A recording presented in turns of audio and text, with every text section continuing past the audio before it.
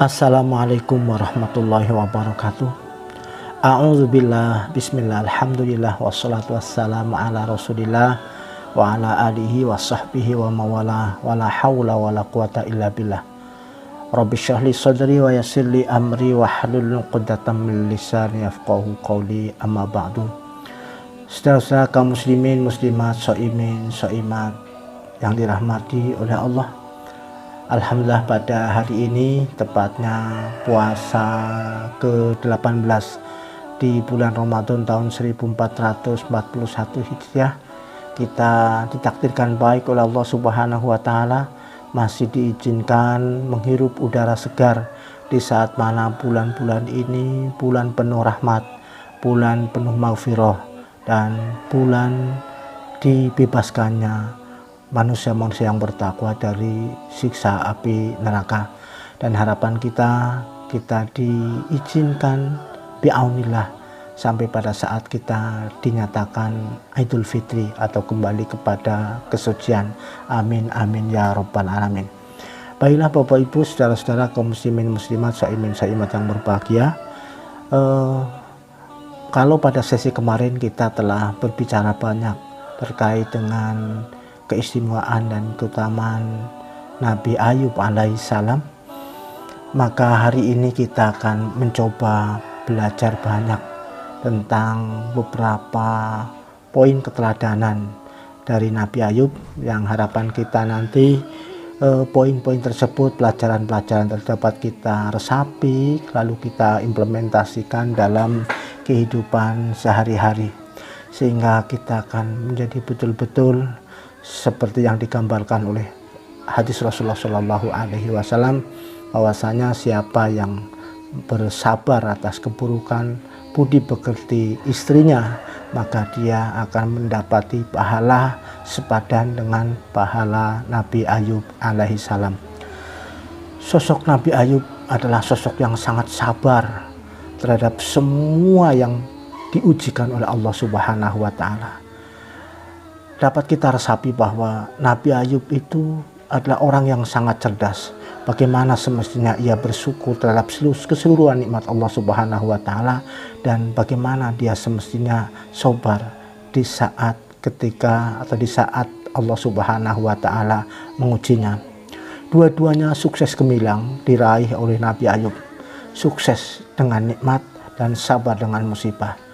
Lalu kuncinya apa? Kuncinya karena Nabi Ayub alaihissalam itu hanya hidup ridho dengan ketetapan Allah Subhanahu wa Ta'ala, rela dengan ketentuan Allah Subhanahu wa Ta'ala. Dan inilah sejatinya konsep hidup yang bisa mengendalikan nikmat menjadi berbuah syukur, dan kemudian musibah menjadi berbuah kesabaran. Bapak Ibu kaum muslimin, shaimin shaimat yang dirahmati oleh Allah, ada baiknya kami dalam kesempatan ini akan menyampaikan beberapa pendapat para ulama terkait dengan konsep-konsep kebahagiaan, agar kiranya nanti dapat kita resapi dan kita implementasikan dalam kehidupan sehari-hari, hubungannya kita mensikapi nikmat-nikmat pemberian Allah Subhanahu wa Ta'ala, dan mensikapi musibah dan ujian dari Allah Subhanahu wa Ta'ala, dan terus selalu dalam keridhaan Allah Subhanahu wa Ta'ala. Yang pertama, kita coba lihat bagaimana Imam Hasan al-Basri, di mana beliau berkata, inna min dha'fi yakunika antakuna bima fi yadika awsaku minka bima fi yadillah, yang artinya bahwa sesungguhnya di antara lemahnya imanmu, engkau lebih percaya kepada harta yang ada pada tanganmu daripada apa yang ada di sisi Allah Subhanahu wa Ta'ala.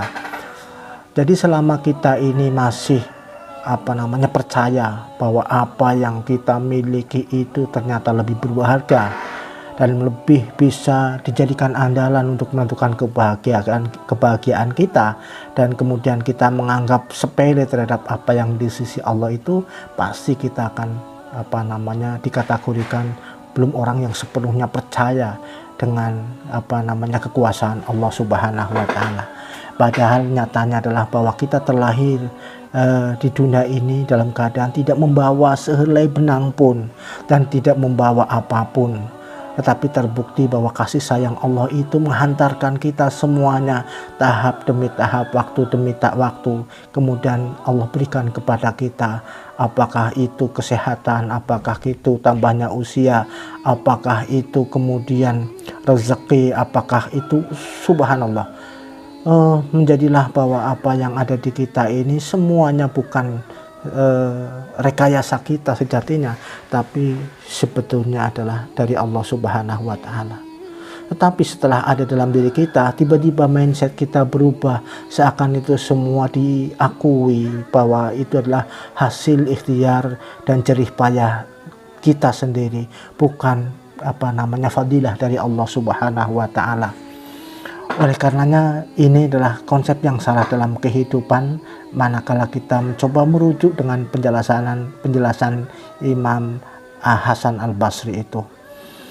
Kemudian yang kedua, kami coba kutip pendapat Imam Ibnu Battal di mana beliau berkata, wa ghinan nafsi huwa babur ridha bi qada'illahi ta'ala wa taslimu li amrihi alima anna ma indallahi khairul lil abrar wa fi qada'ihi li awliyaihil akhyar. Artinya bahwa dan kaya jiwa atau qanaah merupakan pintu keridhaan atas keputusan Allah dan menerima pasrah terhadap ketetapannya. Ia mengetahui bahwasanya apa yang di sisi Allah lebih baik dari orang-orang yang baik, dan pada ketetapan Allah lebih baik bagi wali-wali Allah yang baik. Sifat qanaah menjadi penting dalam kehidupan kita. Qanaah itu pada prinsipnya adalah menerima apa yang telah diberikan oleh Allah Subhanahu wa Ta'ala. Sikap qanaah ini bisa melahirkan satu konsep kehidupan, bahwa di dalam kita memandang agama orang lain itu selalu dipandang lebih tinggi dari kita. Orang lain lebih hebat di dalam ilmu, lebih hebat di dalam iman dan takwanya, sedangkan kita harus merasakan bahwa kita di rata-rata di bawah mereka itu. Tetapi dalam pandangan dunia, ketika dalam persoalan dunia, maka kita harus lebih meyakini bahwa apa yang ada dalam diri kita ini adalah lebih baik, lebih banyak dibanding milik orang lain. Hal seperti inilah yang kemudian di saat kita melihat orang lain beribadah jauh lebih baik di antara kita, maka kemudian memotivasi kita untuk terus bisa berprestasi di dalam beribadah, mengabdi dan menuju ridho Allah Subhanahu wa Ta'ala. Tetapi di saat kita melihat dunia itu lebih rendah dari apa yang dimilikinya, apa yang dimiliki orang lain itu ternyata kita lebih baik, maka itu akan menjadikan kita betapa syukurnya luar biasa, dan syukur itu juga akan bermuara kepada penggapaian ridho Allah Subhanahu wa Ta'ala. Di saat ridho itu kita dapati dari Allah Subhanahu wa Ta'ala, betul bahwasanya bergelimangnya materi tidak akan pernah sedikit pun mempengaruhi kebahagiaan kita. Dan apabila kita hidup sudah diridhoi oleh Allah Subhanahu wa Ta'ala, sebesar apapun musibah itu tidak akan berpengaruh menjadikan kita menderita. Ini maksudnya seperti itu. Kemudian Rasulullah Shallallahu Alaihi Wasallam juga memberikan penjelasan kepada kita semuanya, laisal ghina an kasratil arad walakinnal ghina ghinan nafs. Tidaklah disebut orang yang kaya karena banyaknya harta dan materi, tetapi sejatinya yang dimaksud, yang dinamakan orang kaya itu adalah ghinan nafsi, yaitu kecerdasan batin di dalam memahami kekayaan yang ada dalam dirinya. Sehingga faktanya dalam kehidupan ini memang betul-betul ada orang kaya tetapi bermental miskin, menjadikan ia kurang syukurnya. Tetapi ada orang miskin tetapi mentalnya kaya sehingga banyak bersyukurnya. Ini semua adalah ketetapan Allah Subhanahu wa Ta'ala. Selanjutnya, untuk mendapati semua itu, keridhaan yang bisa digapai dengan cara bersyukur dan bersabar, itu memang semuanya bermula dari kebiasaan kita melakukan amal soleh. Di dalam hal ini Allah berfirman, A'udzubillahi minasyaitonirrajim, Bismillahirrahmanirrahim. Man amila sholihan min dzakarin aw untha wa huwa mu'minun falanuhyiyannahu hayatan thayyibah wa lanajziyannahum ajrahum bi ahsani ma kanu ya'malun. Yang artinya wallahu a'lamu bimuradih. Barang siapa yang mengerjakan amal soleh, baik laki-laki maupun perempuan dalam keadaan beriman, maka sesungguhnya akan kami berikan kepadanya kehidupan yang baik. Dan sesungguhnya akan kami beri balasan kepada mereka pahala yang lebih baik dari apa yang telah mereka kerjakan. Ya, amal soleh itu yang dilakukan oleh siapa saja, laki-laki kah, perempuan kah, selama itu memang dasarnya beriman, maka pasti dia akan diberikan oleh Allah kehidupan yang baik, hayatan thayyibah. Lalu apa pemahaman terhadap hayatan thayyibah? Di beberapa tafsir dijelaskan, hayatan thayyibah ay hayatun birrizqil halal, yaitu bahwa kehidupan oleh Allah akan ditetapkan dengan rezeki yang halal. Rezeki yang halal ini akan menjadikan hati kita ini bersih dan bening, sehingga mudah untuk meridhoi apa yang menjadi ketetapan Allah Subhanahu wa Ta'ala. Kemudian yang kedua, ay hayatun bil qanaah. Hidup yang baik adalah hidup dengan cara qanaah, yaitu ridho terhadap apa yang diberikan oleh Allah Subhanahu wa Ta'ala. Dan qanaah inilah yang menjadikan konsep dasar orang itu bahagia terhadap kondisi apapun kehidupan itu, apakah bahagia, apakah menderita, semuanya itu akan menjadikan ia bahagia bersama ridho Allah Subhanahu wa Ta'ala. Yang terakhir, orang yang amal soleh itu maka pahalanya adalah hayatan thayyibah, maka hayatun bil jannah, bahwasanya dia akan diberi kehidupan di dalam surga.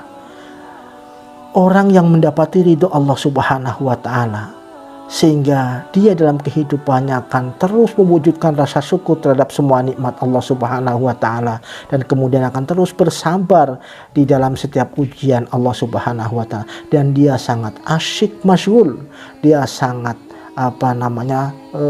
bahagia dan damai hanya karena ridho Allah Subhanahu wa Ta'ala. Jadi itulah sejatinya kebahagiaan. Dan orang-orang yang diridhoi oleh Allah itu akan selalu berpandangan bahwa apa yang di sisi Allah jauh lebih baik, jauh lebih abadi dari apa yang kita miliki hari ini. Bapak Ibu saudara-saudara kaum muslimin, itulah pesan yang dapat kami ambil dari beberapa yang banyak sejatinya dari keteladanan Nabi Ayub alaihissalam. Tapi ini saja saya kira cukup untuk mengawali kita belajar bagaimana kita menggapai kebahagiaan, bahagia lahir dan batin, dan selalu ada dalam keridhaan Allah Subhanahu wa Ta'ala.